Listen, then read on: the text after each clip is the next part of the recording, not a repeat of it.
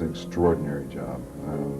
The sound effects in this film are pushing the envelope. There are times the music does the same thing, and there's quite an interesting blend of the two together. Usually it's one or the other, a director or the sound designer.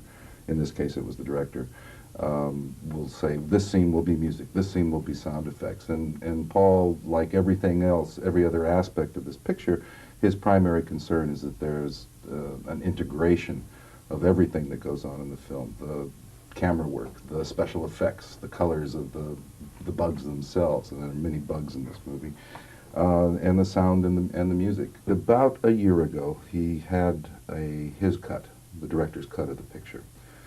And at that time, he called me into the cutting rooms and did a very interesting thing. We would have these meetings about once a week, and he would show me, let's say, all the scenes that contained love interest between two of the characters. Rather than show me the whole film, it was more like he'd say, all right, now we have this scene, and here are these two characters. Now, 4 reels later, we have this scene, and here's how the characters have changed slightly. There's this subtle shift in their attitudes towards each other. They're more mature now. They're growing up. They've been through a battle, with the first battle with the bugs, and then he'd go to the end of the film where they finally come back together and they resolve their relationship. He would do that with all the major aspects of the movie. Every battle, anytime there was there are two sets of warriors. There are the mobile infantry, which are like the army. They're land units, and then we have what's called fleet, and fleet is spaceships and the people that deliver it. So it's sort of like the Navy and the Marines, if you want to use that analogy. Pretty soon the film started hooking up, but always with these various arcs or curves, running throughout it, so that it wasn't linear in the sense that, okay, now we do this and we're going to do that, and we were going to repeat the theme and we're going to do that. It had, I think, more of a dimension, the way the interrelation between the way this stuff was interacting with itself. It was the first time I've ever approached a picture that way.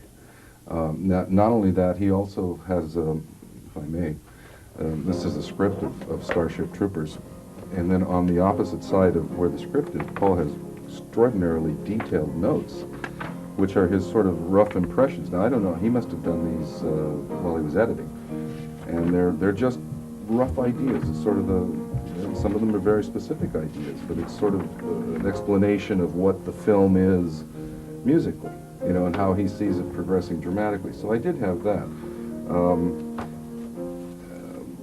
He handed me this, it's sort of like when we did Flesh and Blood. He was in Holland at the time, and he would fax me these pages and pages of ideas, that he was thinking about that music could proceed with the film. And he always would say, read them. If you think any of it makes sense, use it. If you don't, don't. I think in one scene there are 1,400 tracks of sound effects. Now, this requires, there's no way a mixer can handle that many tracks on a console at once, so it requires what we call the pre-dubbing, where they take 100 of them, I don't know, 200 tracks and blend them down to another 100, and then they keep bringing that further and further down so it becomes manageable. But it's a huge task. So in the middle of one of these dub-down situations, pre-dub situations, there may be a sound effect that Paul doesn't like, and then they have to go back and pull it all apart again.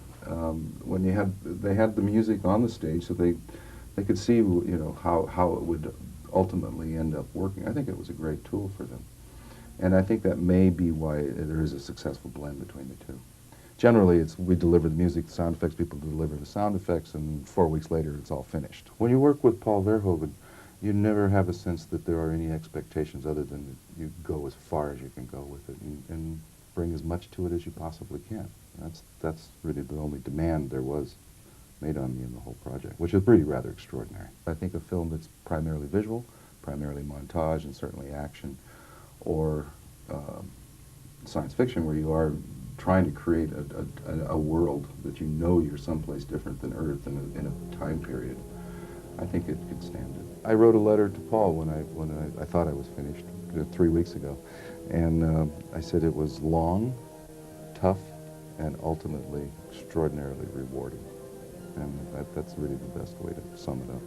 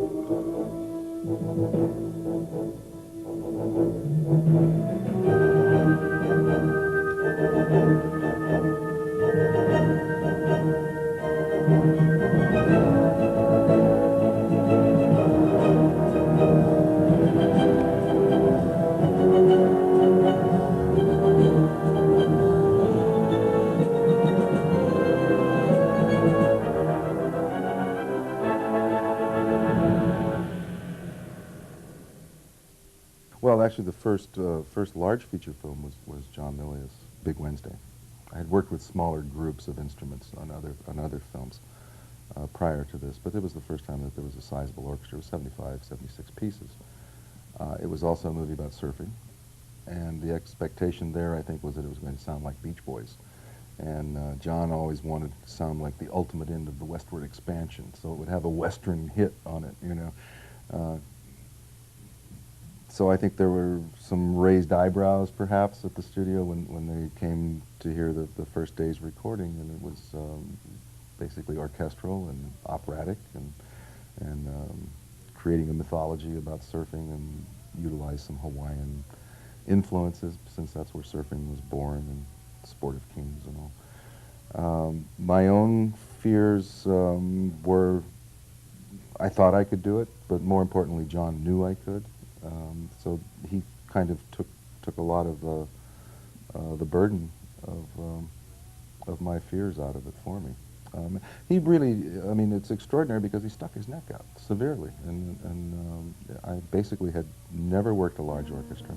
I had a lot of knowledge about working with orchestras. I'd played piano concerti before with orchestras. I'd conduct small orchestras, but I'd never written for one. So he took a serious leap of faith and pushed me all the way.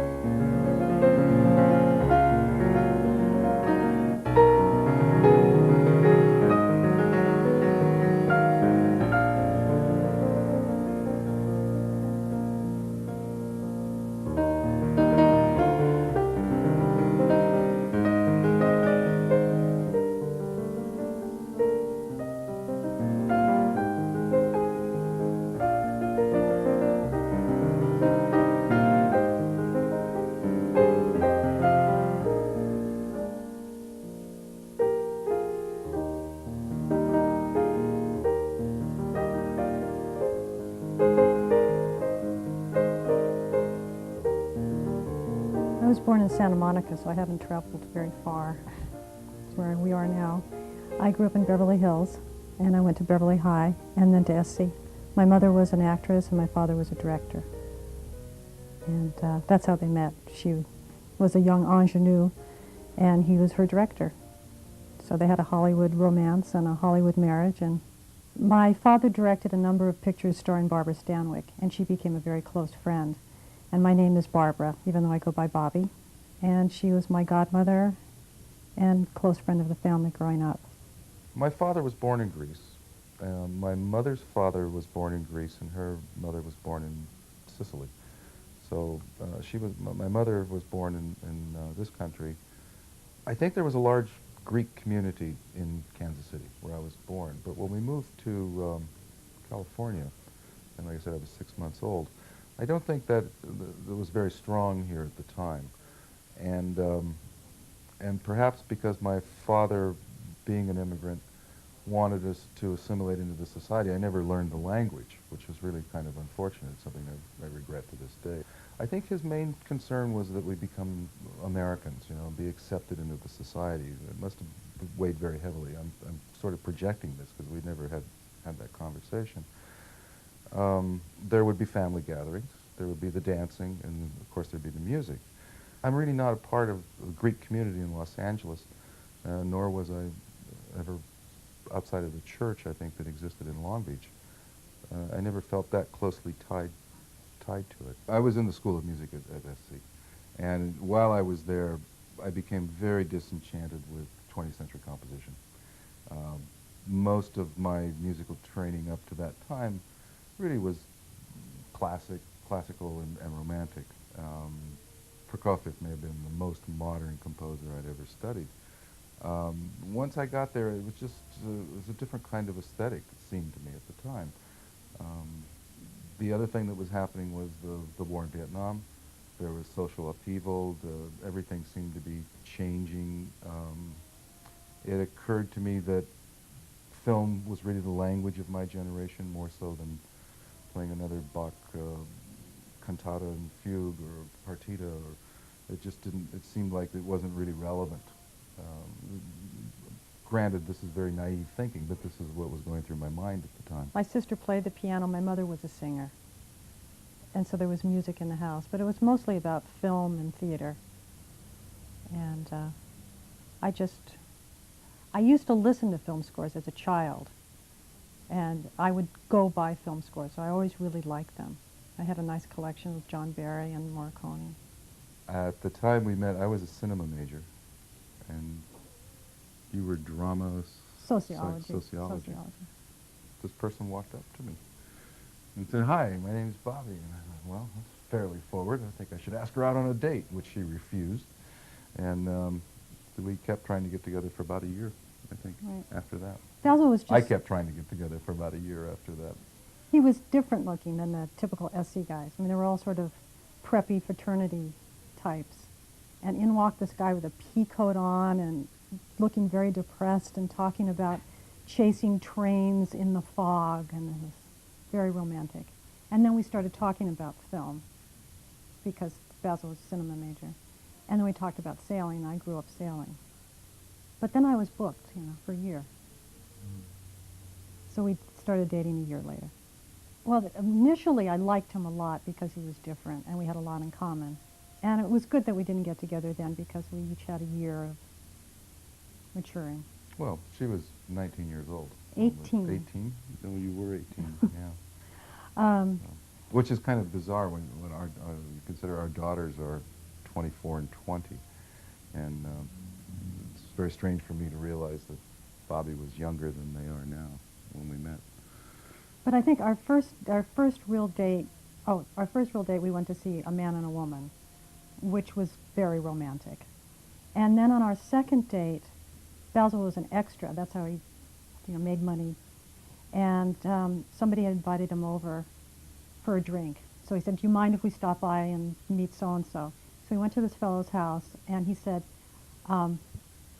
Basil played the piano. And I turned and I said, "You didn't tell me you played the piano." And I had no idea. I thought he was just a cinema student.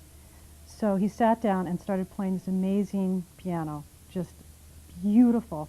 And then he said, "This is a piece of music I composed after our first date that was inspired by you." That was it. Finished. It had worked before. And I was completely blown away. He just played and played and played. But he hadn't mentioned it over the year that I had known him. Yeah, and after she saw some of my films, she said, "You're a pretty good director, but really like what you do with the music." So I figured, well, her father's a director, so maybe she knows something I don't. At that time, I had completely turned my back on music. I had had an identity crisis, and I didn't want to have anything to do with it. And so it was really Bobby who got me back into It's my fault. seriously considering music as a continuation. My experience, my background was considerably different from hers. I mean, Hollywood was a place we didn't really know much about, and rarely came to Los Angeles in those days until you're older. So my upbringing was really much more rural in a lot of ways. Actually, Basil's mother said, "Well, I like her very much, but her background is so different, And it truly was. And it I was. mean, it sounds silly. We were, 35 miles apart. Said, but she grew up in Beverly The world Hills. has changed.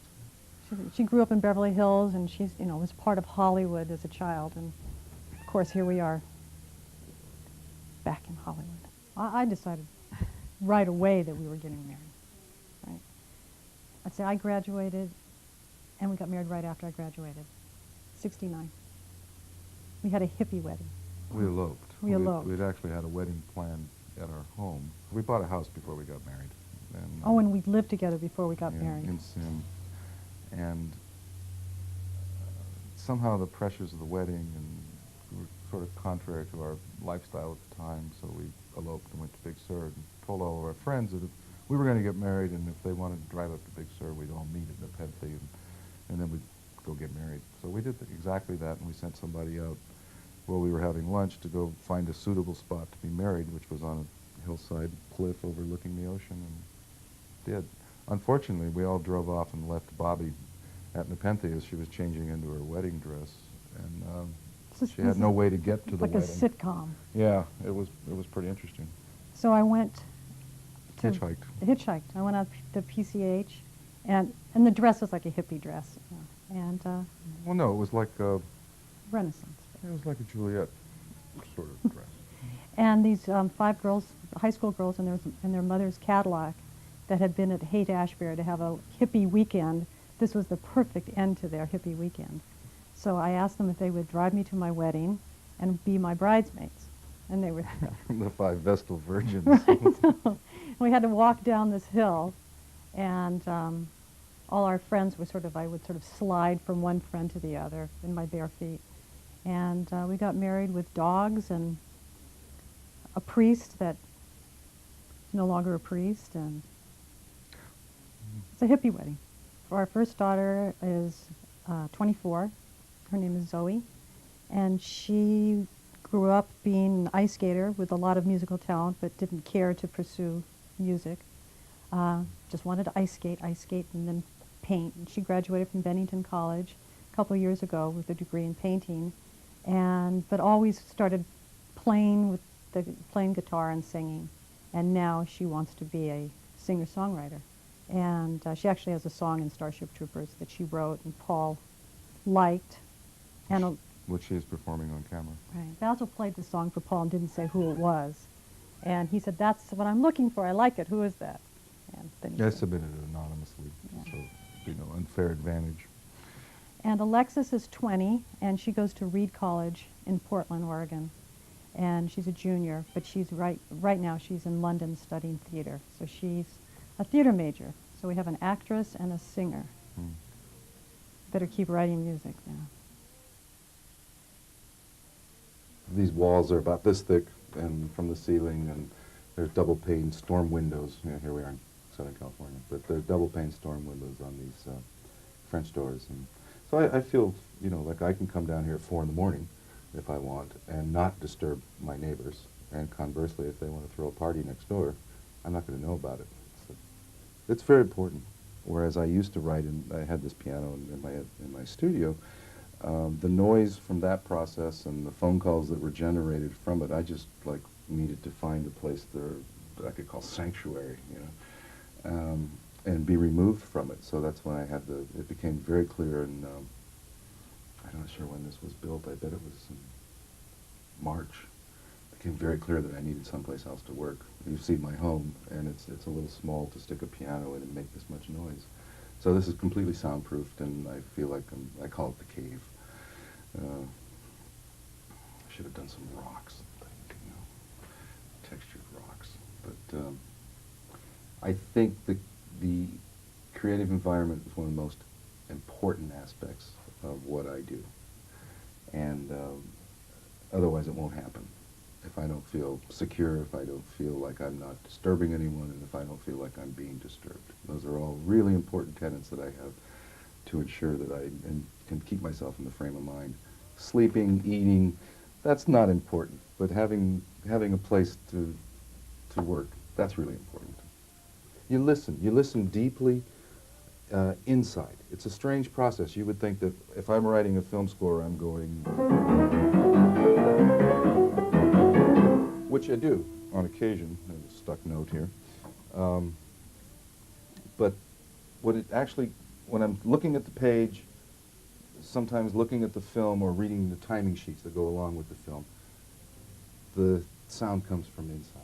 And that takes what I call deep listening. And if there's any distraction coming in from the external world, I lose it. I had this framed a long time ago, and then it was sitting in about the same place in my other studio, where it is, and John Milius came over one day and he saw it and he goes, "Oh yeah, that's from Conan." And I think we were working on Red Dawn. So I was pounding away and playing ideas, and in the middle of one of these things, one of these themes that I was playing for him, he was staring at this photograph as I looked up to see his reaction, you know? And he was staring at the photograph and he goes, "I get it, I get it." I said, What do you mean?" He said, "It's the Wheel of Pain." He said, "What you're doing is like what Conan did on the Wheel of Pain. He's working himself out on the thing." I said, "Yeah, that's it." So that's the Conan picture.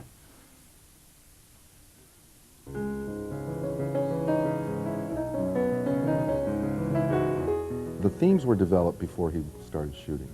He's interesting in that he loves motives, and he insists that he has the major themes before he goes off to shoot. Somehow in Conan, I think he actually planned a few camera moves, because I had played them on piano. He had a cassette tape of this, and I think he planned a few camera moves. The processional that goes up to the Mountain of Power in the film, he used the piano thing for playback so they could get a rhythm for their walking. I had to utilize almost everything that I knew about music to that point. Again, it was a situation that there was no precedent for in terms of its period. Its time period is the Hyborian Age. Like science fiction, it didn't exist. So it was creating a sense of a place. He wanted it to sound like the whole film was a ritual that had been waiting 10,000 years to happen. Well, it's kind of the other way around, isn't it? I mean, she co-wrote it with me. Yeah. My room was across the hall from where he was writing. It was a piece called The Orgy, and I had this idea of a rhythm. And I would hear the rhythm, mostly just the rhythm of the piano keys. And I kept playing it endlessly over and over as I do almost everything that I want to really become familiar with. Just one thing that went over and over and over and over again. She walked into the room when I was playing one day. I think I was aware of the fact that you were pressured to finish something, because you had a calendar up on the wall and it was counting down to when you were going to Rome. And she was playing a recorder. She was studying in school. She was 9 years old, mind you. I had just gotten home from school one day and we were playing recorder in music class. She had this melody going over the top of I was playing this rhythmic chord vamp. I just started playing a melody line over this thing that had been ingrained in my head. And all of a sudden I'm going, this is really pretty good, because I had been searching for something for about a week to glue all this rhythm stuff together with. I think I remember you saying that you really liked it Mm-hmm. when we were playing it, and then I didn't know he was going to use it until we were all over there. Unknown to her, I had it, we orchestrated it for 8 French horns, the melody that she was playing on the recorder. She was in Rome when we recorded, and I brought her to the podium when I conducted the piece. And I said, well, I have a surprise. I think you're going to like this. And here it is, and they played it through the rehearsal. Little recorder melody came up on 8 French horns, blasting it out, and it was over. And I turned to her and I said, "What did you think of that?" I guess I said that it wasn't right. You didn't get it right, you know. The line didn't really go like that. You did. He had changed, there was a note that was wrong. And I thought, yes, all right. She has a mind of her own, and she knows what she wants. And Should I take you on a tour now? So this is the studio. Whoa. Wow! This is the studio that you built when Yeah. we lived here before. It looks really different now. Yeah. Go ahead. It's totally different now. So I do remember one night I was trying to come up with the anvil of Crom has a very specific kind of rhythm, because I wanted to get this sense that Conan is like this giant cat prowling the earth, you know, and the way he would walk, and it was this thing, and it's kind of a half of a Greek dance and half of a march, and I was sitting here banging it out, because in those days I was really a pretty good pianist and loved just to play it over and over and over. And all of a sudden, it must have been around midnight, I had this sense that this thing, this hairy thing, just sort of came by. I mean, it was human, it wasn't an animal, and just this massive muscular thing that just went whoo behind me, and then, you know, I got these chills and stopped playing and looked up and went, oh God, it's Conan, you know. And it was really, I mean, it was quite real at the moment. And years later I asked John Milius, I said, did anything strange happen when you were writing Conan?" And he goes, "Oh yeah." And that was it. And I never told him about that. And he never, elaborated on, "Oh yeah." But it was very real. And that's when I knew that, okay, that's the main title for this movie.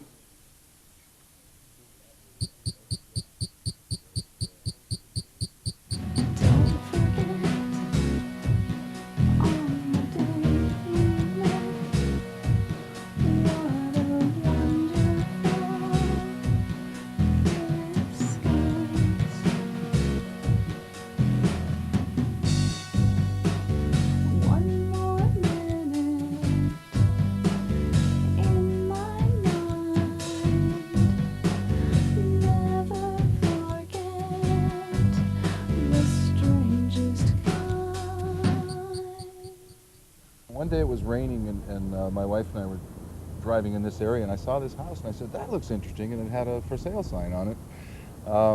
We came inside, and instantly it reminded me of a boat.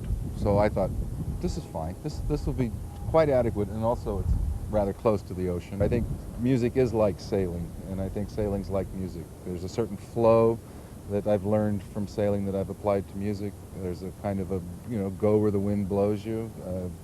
I follow my instincts when I'm writing a piece of music, very much like, when to tack when you're sailing. The sea, I like the horizontality of it. I like the fact that it's always changing.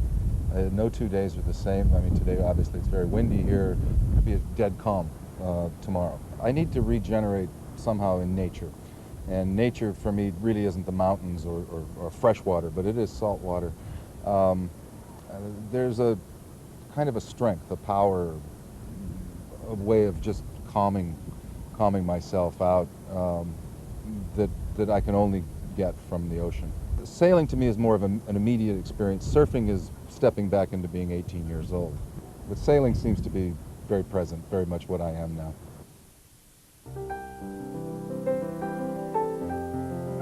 I like all the movies I've scored, and you don't really think about, I don't choose them because I think they're going to be hits or not. I choose them because I can find something to write for them. The thematic material came very quickly, as in Lonesome Dove. I think I saw Lonesome Dove and came home that afternoon and sat down, and the three main themes for the films were there by 6 o'clock that evening. The same thing happened with Free Willy.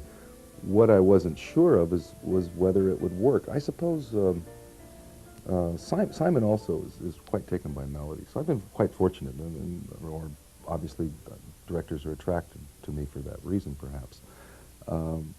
But I was unsure about whether we should do that kind of it's quasi-classical, and you're right, the ballet is exactly what it feels like. But I wasn't sure if he would go for it, so I remember the day he came over, and I just played it for him very loosely on the piano, and he had tears. And I thought, well, okay, maybe this is it. I get to a place that I call very raw, and I'm really unable to make any kind of assessment about what I'm doing. And that's when I really have to rely upon the director. Let me digress a bit. I have this feeling that I grew up with my children, in a way. I kind of went through their childhood, I suppose, because I was there all the time. I was at home writing it. And so there's a kind of a sweetness that they brought to my life, the softer side. And Free Willy kind of played into that.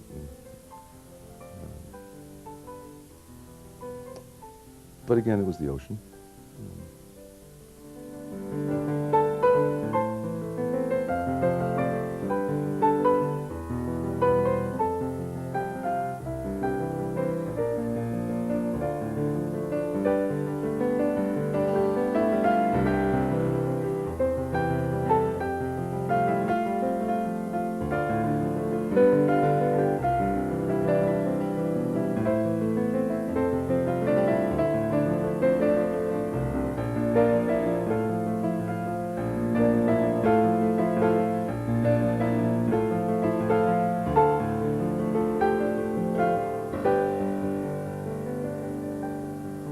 Before I would get an assignment, basically go meet with the director, start writing on a piano, or well, in my case on a piano, Six or 7 weeks later, get together with the director on the scoring stage and produce the score.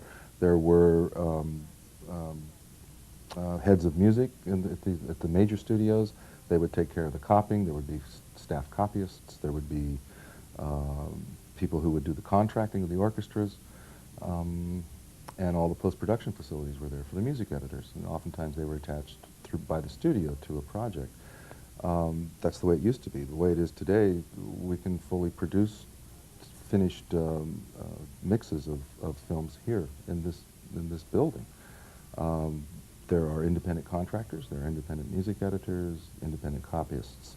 So all of these things need to be, one needs to be aware of all the various functions in order to be responsible to some budget, that every film has. Oftentimes we end up doing the payrolling of not necessarily the musicians, but of the various subcontractors, engineers, the studios, rental gear that we may need for our mixes. In the case of Starship Troopers, we did SDDS mixes, which are seven speaker mixes, and that entails a tremendous amount of signal processing gear, tape recorders, extra things. It's not just a normal 3-channel or 5-channel mix. When you're dealing with 7, it just becomes geometrically more complicated. And what it seems, that's just a real nuts and bolts kind of accounting process that needs to be dealt with. I need to be aware of what each one of those functions is and how much they cost, which is something I've never, it's just, I'm hired to do a score in the old days, walk in, write the score, and that's it. I get paid a fee, and I've never been privy to what the budgets were or what the expenses were.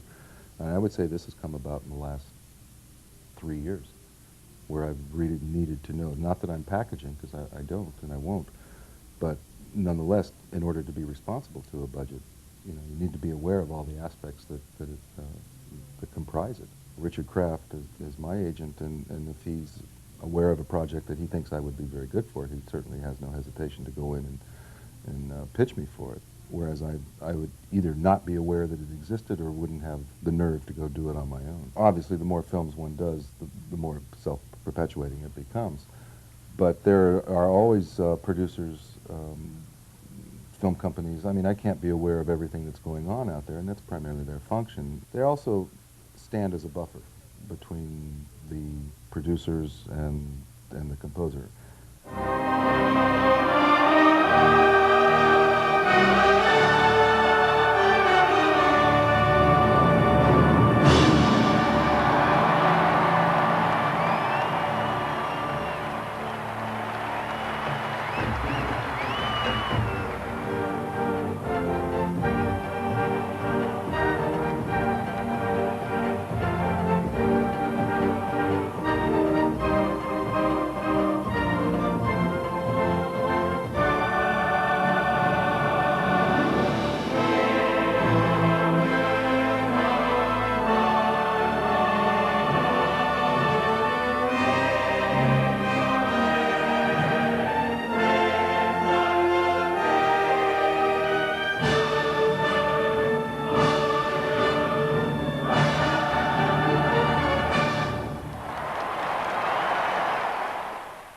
First of all, nothing exists from ancient Greece. I think there are scraps, fragments of what the music may have sounded like.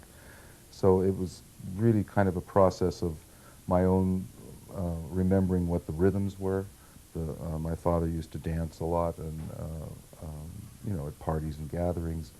I've always liked, particularly in modern composition, the Greek composers, Theodorakis. I've always been a fan of his, and Xenakis. And so it was almost working backwards. I got some tapes that were recorded in the 30s, and I figured that those probably were pretty close to the way music has been in Greece for a long, long time. I mean, to go to some small village in 1930, there's not a whole lot of association with the outside world in that time.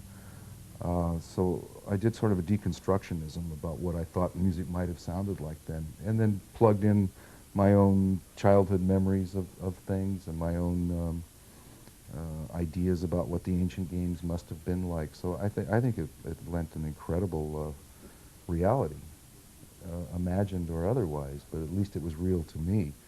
My father had passed away about 2 months before, and I was going to do it sort of as a tribute to him. He became ill and died, what, about 2 months, I think, before the Olympics. So it was it was very sad, you know, that because it was something that I thought would really be a statement about him and his birthplace. And not that the other films that I've written, you know, that he wasn't very taken by them and moved by the music, but this was really more for him as well as me. I got this amazing kind of tutoring in Homer.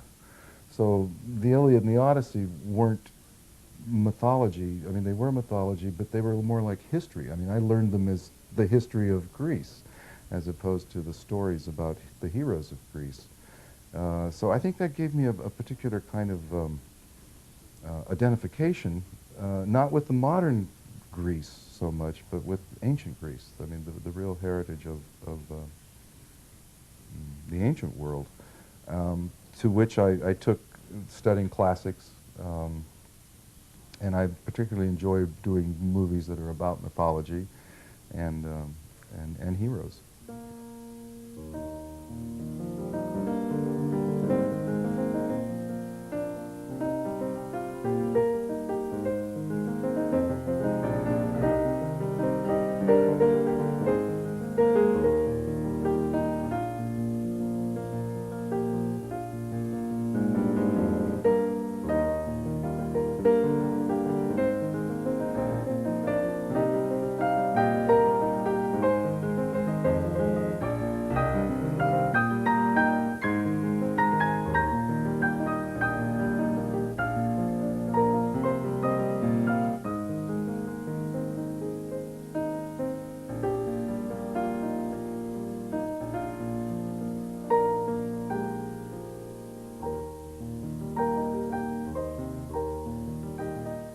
It seemed to me that the main characters, and all music, all film music, must be driven by what the formal dictates of the drama are.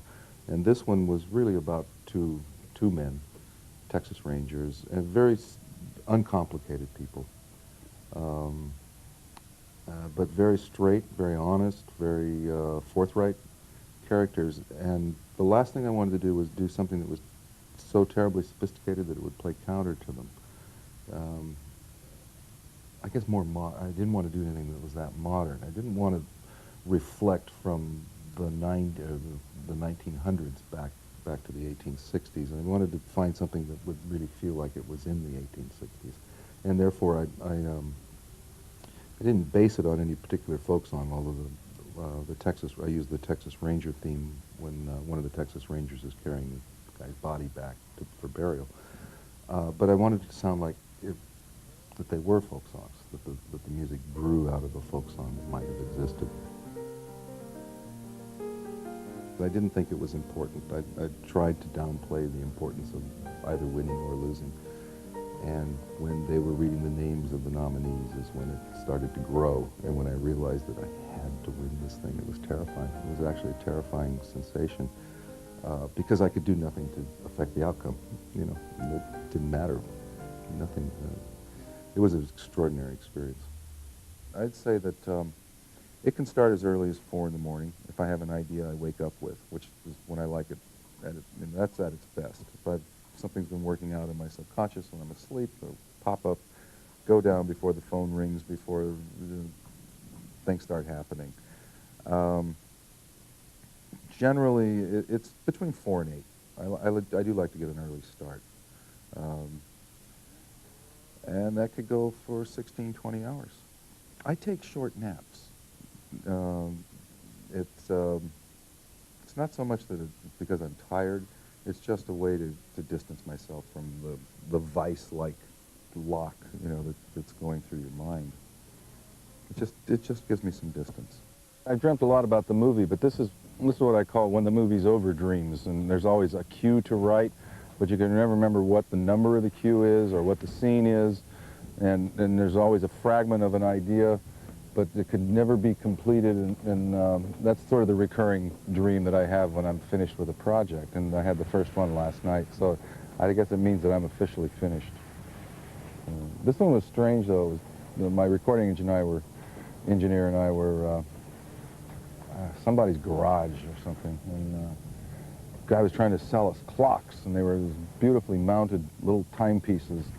So I suspect the whole thing of time running out, the end of time for this project, all that comes into play. And then Paul Verhoeven was supposed to meet us, but he arrived by taxi, and he had chocolate cake with him. I don't know. It's one of those things. There was no place for the taxi to park, so we had to go out and get Paul. And we've always had a kind of a seriously bad parking situation at my studio, so I think that has something to do with the parking. I haven't figured out the chocolate cake. Not at all.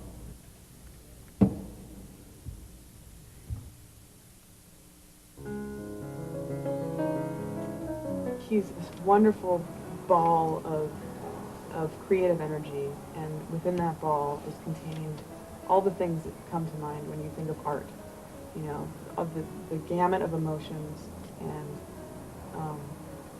just this wealth of intuition into an artistic interpretation of life. And it's pretty amazing. Pretty amazing. Really inspirational.